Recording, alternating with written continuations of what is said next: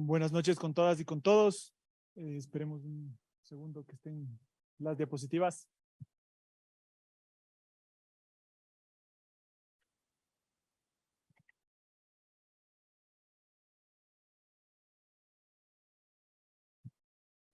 Ya, entonces, lo que va a mi charla del día de hoy, mi presentación. Sí, ahí sí. Entonces, mi presentación tiene 3 partes. Vamos a ver un poco el tema de la biodiversidad, cuál es la importancia de esta. Vamos a ver los informes biológicos relacionados con determinar la importancia de la biodiversidad. Y después veremos un poco sobre los esfuerzos de la Fundación Mirador del Oso Andino por proteger a esta especie en donde nos encontramos. Entonces, primero, ¿qué es biodiversidad? De manera muy simple, en la fotografía podemos ver un oso y podemos pensar que es un sitio diverso porque hay este animal. Pero biodiversidad es mucho más, es todos los seres vivos que están presentes ahí. Tenemos plantas, tenemos variedad de líquenes, tenemos variedad de bacterias, también mamíferos, etcétera. Entonces, biodiversidad es un número de especies presentes en un área determinada. Esa sería como una definición muy simple. En el 2008 ya se hizo un pequeño análisis de la importancia de la biodiversidad. El famoso estudio de Rockstone realizado por el Instituto de Resiliencia en Estocolmo generó estos 9 límites planetarios, de los cuales la integridad de la biosfera es el límite más transgredido y realmente el más complejo de todos estos 9. Ahí pueden ver en la gráfica el límite de la integridad de la biosfera en la parte superior izquierda es el que más se ha transgredido en cuanto a límites planetarios. Esto ya para el 2008. Siguiente, por favor. Igual, esta integridad de la biosfera tiene 2 componentes, quiere decir que aún está aún más transgredido. No se sabe cuánto se ha transgredido este límite. Tenemos ahí que la integridad de la biosfera se divide en la diversidad genética, cuántos alelos se pierden, cuál es la diversidad específica de una especie o de una comunidad, y la diversidad funcional, que ya se basa en la parte del área. Como ven, el mismo estudio plantea una interrogante que hasta la fecha no se logra cuantificar adecuadamente. Entonces, este límite planetario seguramente está mucho más transgredido, es mucho más preocupante lo que está ocurriendo con la biodiversidad. Siguiente, por favor. Entonces, los informes biológicos, ¿cómo nos pueden ayudar a medir esta biodiversidad? ¿Cómo nos pueden ayudar como herramienta? Tenemos 3 escalas de niveles biológicos en un determinado ecosistema. Como pueden ver en la fotografía, este es el encañonado del río Pisque, en donde trabaja activamente la fundación. Y tenemos estos 3 niveles. A nivel de especies es determinada una línea base según el grupo específico que se quiere trabajar. Entonces se puede generar una línea base de mamíferos, una línea base de plantas, una línea base de hongos, etcétera, etcétera, etcétera. Y con esa línea comenzar el trabajo. Después tenemos un nicho ecológico. ¿Qué quiere decir esto? Es el rol que cumple una especie específica en este espacio. Este rol, por ejemplo, el del oso, es de un carnívoro omnívoro, entonces se mueve también por el bosque, come plantas, distribuye las semillas, come otras especies como la danta. Entonces este rol es su nicho ecológico, es lo que hace una especie en el ecosistema. Y finalmente ya pasamos a un nivel mucho más complejo, que es el de las poblaciones, en donde grupos de individuos en este mismo espacio interactúan entre sí. Entonces ese nivel es mucho más complejo de analizar y demanda tener claro lo anterior. Entonces, en temas de los informes biológicos está presente la taxonomía, está presente la ecología, para llegar al final a identificar cómo está este ambiente. Siguiente, por favor. Al final, ya en términos de conservación, lo que se busca son las especies bandera o las especies paraguas. Estas imágenes son muy claras y se utilizan en conservación para identificar especies importantes de bandera en una lucha ambientalista, especies muy vistosas, el jaguar, el elefante, y otras especies como las especies paraguas, que quiere decir que al ser una especie tan grande que demanda tanto espacio, por ejemplo, un elefante demanda muchísimo espacio, todas las especies que están alrededor, que interactúan con estas, ya sea comiendo sus excretas, por ejemplo, o siguiendo los caminos que esta especie genera al caminar, todas estas están protegidas si se conserva esta especie. Entonces, esta especie de sombrilla de paraguas ayuda en la conservación de las mismas. Entonces, esas dos son las especies, las 2 categorías interesantes en conservación. Una vez se han logrado identificar todo esto, la biodiversidad, es importante ya llevarlo a un ambiente más económico con respecto a los servicios ecosistémicos que nos presta la biodiversidad que nos prestan los diferentes ecosistemas, los diferentes biomas. Y tenemos pues 4 líneas básicas que podrían ser como ejemplos: la producción de agua limpia, se genera en el páramo, al lograr retener la niebla mediante la vegetación, y estos afluentes llegan a las comunidades como nos presentaron en la obra. Tenemos también la formación del suelo, la parte edafológica muy importante en los procesos vivos, los animales mediante sus movimientos, mediante sus excretas, mediante su metabolismo, tienen influencia con las plantas que obviamente se producen ahí. Entonces tenemos una formación de suelo que puede ser monetizable también, estos suelos ricos en nutrientes. La regulación del clima es también una parte, un factor muy importante, porque está demostrado que la cantidad de bosques ayuda a las precipitaciones. Entonces lo que ocurre en la Amazonía tiene una significancia con lo que ocurre en otras regiones del continente. Entonces esto puede ser monetizable eventualmente. Y otro proceso, por ejemplo, la polinización, que lo pueden generar murciélagos, lo pueden generar insectos, lo pueden generar diferentes otro tipo de invertebrados también, que tiene un valor. Y ese valor es importante en conservación, lograr identificarlo, cuantificarlo para así saber la importancia de la biodiversidad. No solo qué lindo los animales que están ahí o qué megadiversos que somos como país, sino realmente cuánto de esta biodiversidad puede ser, representa ya económicamente. Entonces ahora les voy a presentar un poco sobre los esfuerzos que realiza la Fundación Mirador del Oso Andino por proteger al animal que dice su nombre. Entonces ahí está el logo de la fundación. Como ustedes ven, Mirador del Oso Andino, el mismo nombre de la fundación hace referencia a este proceso, a este respeto, a observar al animal.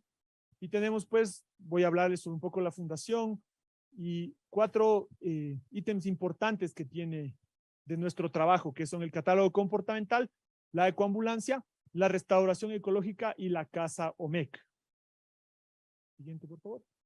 Entonces, primero, ¿en dónde se encuentra la Fundación MOA? Nosotros nos encontramos en la provincia de Imbabura, en el cantón Pimampiro. Es el cantón más oriental de la provincia de Imbabura. La fundación, no como fundación, sino como espacio, se viene trabajando desde el 2012 con las comunidades presentes ahí. Y ya a partir del 2022, ya legalmente establecidos como un ente jurídico, como una fundación reconocida por el Ministerio de Agua, Ambiente y Transición Ecológica. Este espacio es tan único en el mundo que se han filmado 8 documentales internacionales ahí, indicando lo que está haciendo la especie de manera silvestre en este lugar. Es por eso la importancia del mismo espacio y por lo que decidimos trabajar en este espacio. Bien. Entonces, el monitoreo. Es importantísimo la parte de la observación de los osos por ojos expertos. En este caso, nuestro socio fundador, Danilo Vázquez, un agricultor de la zona que tiene sus predios muy cerca a los predios de la fundación, ha venido monitoreando diariamente a los osos desde el 2009. Esto quiere decir que Danilo tiene alrededor de 15,000 horas de observación directa de los osos.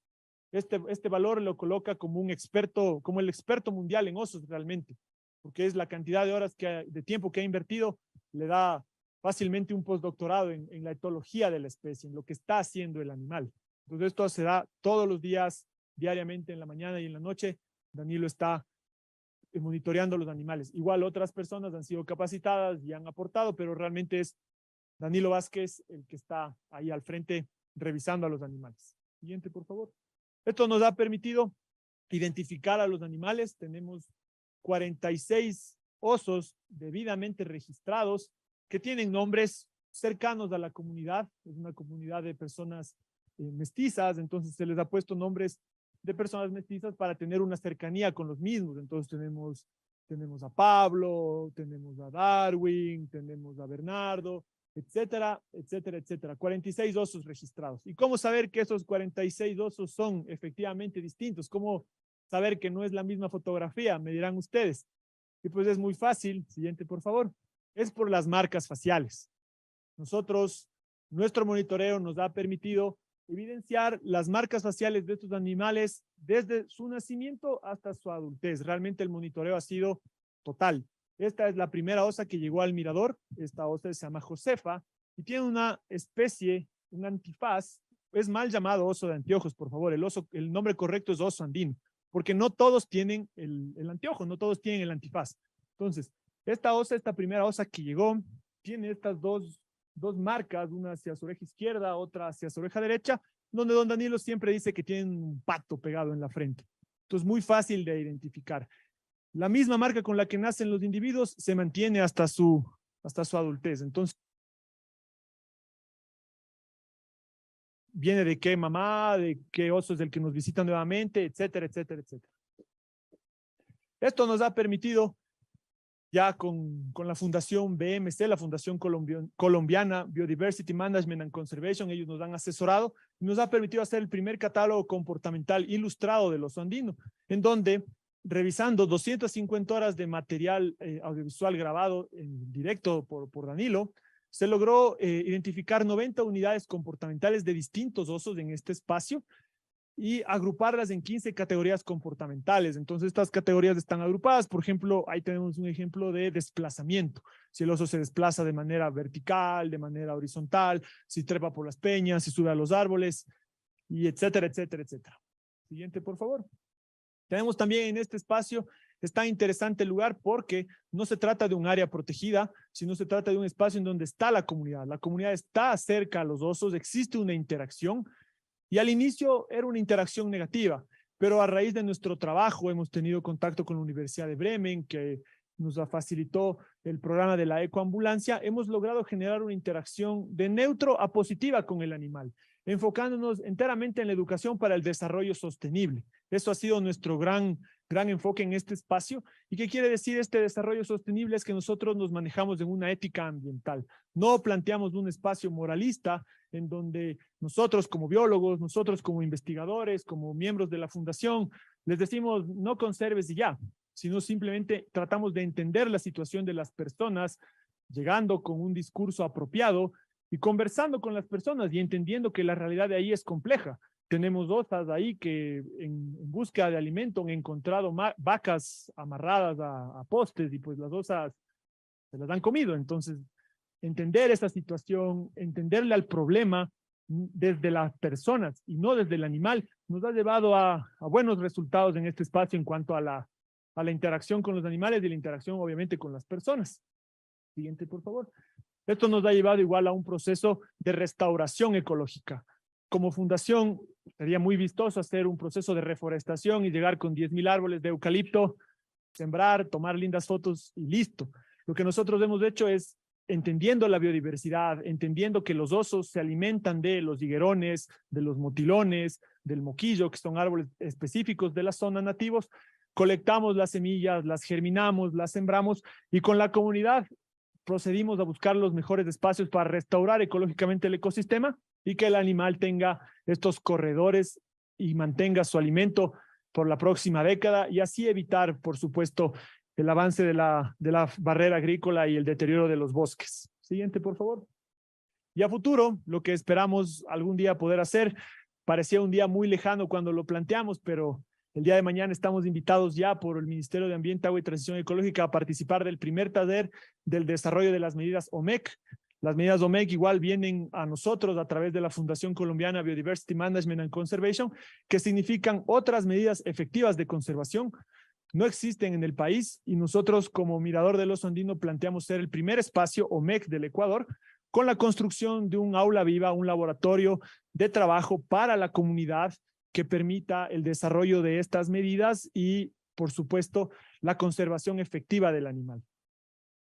Eso sería mi intervención. Les agradezco muchísimo por el tiempo, por la atención. Muchas gracias a todas y a todos.